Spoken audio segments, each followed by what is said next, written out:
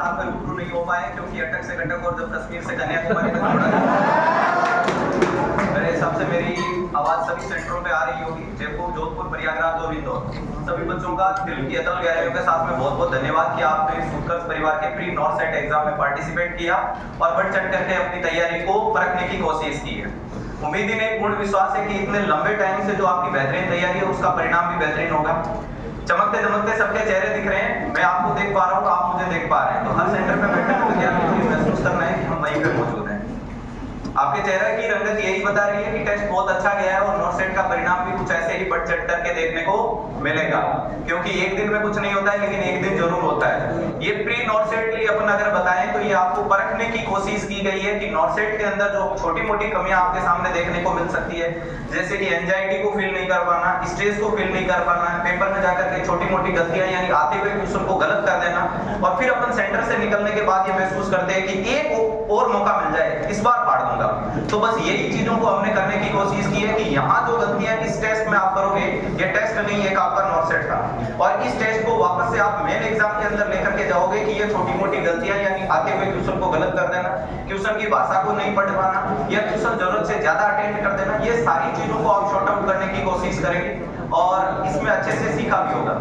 दूसरे में अगर पॉइंट को लाने की कोशिश करूं कि टेक्निकल इश्यू जिंदगी का पार्ट है, यानी समस्याएं आती रहती है और उनको सुलझाते रहते हैं, और उन समस्याओं में एक नाम देखने को मिला था कि छोटा सा टेक्निकल इश्यू के कारण एक दो क्वेश्चन में आपकी वेरिएशन आ गई। कोई बात नहीं है, यहाँ हो सकती है, हम भी उसमें बेहतरीन करेंगे और आप भी बेहतरीन करेंगे। एग्जाम हॉल में इस टेक्निकल इश्यू को लेकर के मैं पॉइंट आउट करूं कि नॉर्थ सेट में अगर किसी भी क्वेश्चन की लैंग्वेज में कुछ भी आ जाए उसको टेक्निकल इश्यू नहीं मानना है, उसको एक्चुअल पेपर मानना है कि हमारे पेपर में यही लिखा है और हमें इसी को उत्तर कैसे देना, वो चीजों को आपको जोड़ करके तैयारी के अंदर जाना है। पेपर में किसी भी क्वेश्चन में कोई किसी भी प्रकार की वेरिएशन आती है, आपको दिमाग में ये नहीं लाना है कि ये मिस्टेक है, मिस्टेक कुछ नहीं है, आउट ऑफ कोर्स कुछ नहीं होता है, नॉर्थ सेट में सब कुछ चीजें सेम होती है।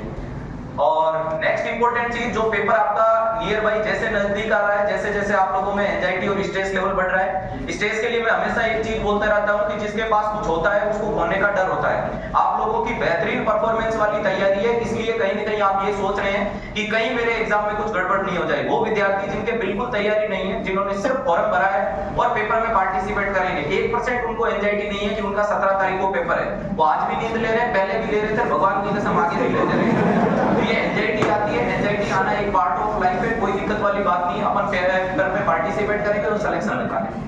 नेक्स्ट, अगर आपके आप हौसले अगर अब इस मौके पे टूटने लग जाएं तो एकमात्र बढ़िया मोटिवेशन के चार्ज रहेगा कि अपने माता पिता का चेहरा देख लीजिएगा और उन चेहरों में खुली आंखों में उन्होंने जो सपने देखे उनको पढ़ने की कोशिश कीजिएगा कि मेरे मम्मी पापा ने ये सोचा था कि मेरा बेटा या बेटी सिलेक्शन लेकर के इस बार नर्सिंग ऑफिसर बन के आएगा, जब वो 80,000 की सैलरी लाएगा तो मैं अच्छे कपड़े खरीदूंगा, घर वालों को ये करूंगा, वहां जाऊंगा, ये करूंगा, वो करूंगा, और अब मैं भरी जवानी के अंदर उनके बुढ़ापे में जाकर के ये बोल दूंगा कि मम्मी पापा मैं थक गया हूं, मेरे से ये नहीं होगा।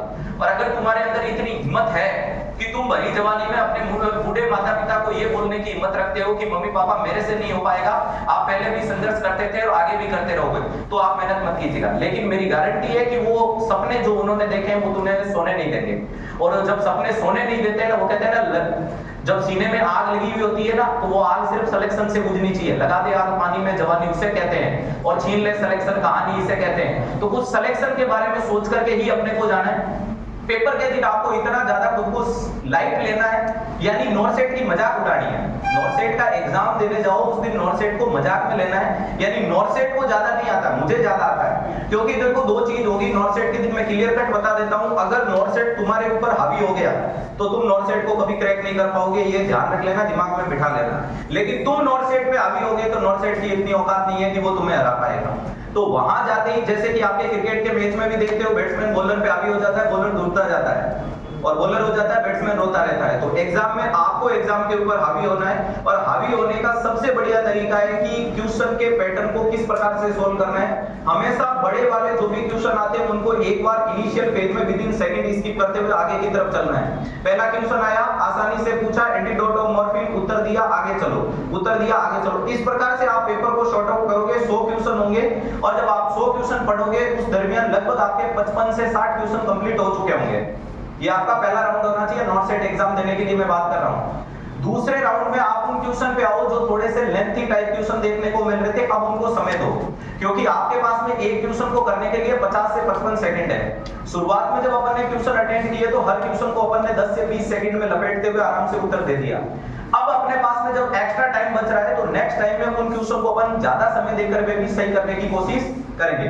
शुरुआत में किसी भी बच्चे को जो बड़े ट्यूशन आ रहे हैं, जैसे कि 8 लाइन का ट्यूशन, 4 लाइन के ऑप्शन, लगभग 2.5-3 मिनट शुरू में दे दिए, तो वो टाइम की रिकवरी कभी नहीं होगी। टाइम मैनेजमेंट मैंडेटरी रहेगा आपके पेपर के अंदर, इस चीज को रखिएगा, क्योंकि क्या पता लास्ट वाला 100वां क्वेश्चन तुम्हारा पूछ ले कि फ्लोरेंस नाइटिंगेल की डेट ऑफ बर्थ क्या है, लेकिन तुम 100 क्वेश्चन तक पहुंच ही नहीं पाए तो कुछ बचा ही नहीं है। नेक्स्ट पेपर ने नॉर्सेट ने ये बोला है कि मॉडरेट टू सीवियर जो कंडीशन दी जाएगी, लेकिन इतना टफेस्ट पेपर नहीं देगा, क्योंकि नॉर्सेट भी चाहता है कि मैं सिलेक्शन और सीट फुलफिल करूं। हम आपके लिए एक ही लाइन बोलेंगे कि जितना तुम्हें आता है तुमसे ज्यादा किसी को नहीं आता, और जो तुम्हें नहीं आता वो पूरे विश्व में किसी को नहीं आता, ये मान करके आपको एग्जाम के लिए जाना है। आपके एग्जाम के लिए हम अग्रिम शुभकामनाएं देते हैं। आप इसके अंदर आए, टेस्ट में पार्टिसिपेट किया, बहुत कुछ सीखने को मिला होगा। कई बच्चे तो जो ये किताब है, किताब को पढ़ करके चेक कर रहे हैं, जैसे कि अभी मैं देख पा रहा हूँ प्रयागराज के सेंटर पे बैठे हुए विद्यार्थी देखो एकदम स्क्रॉल कर रहे हैं पूरी किताब को। जो स्क्रॉल कर रहे हैं उनको महसूस होगा।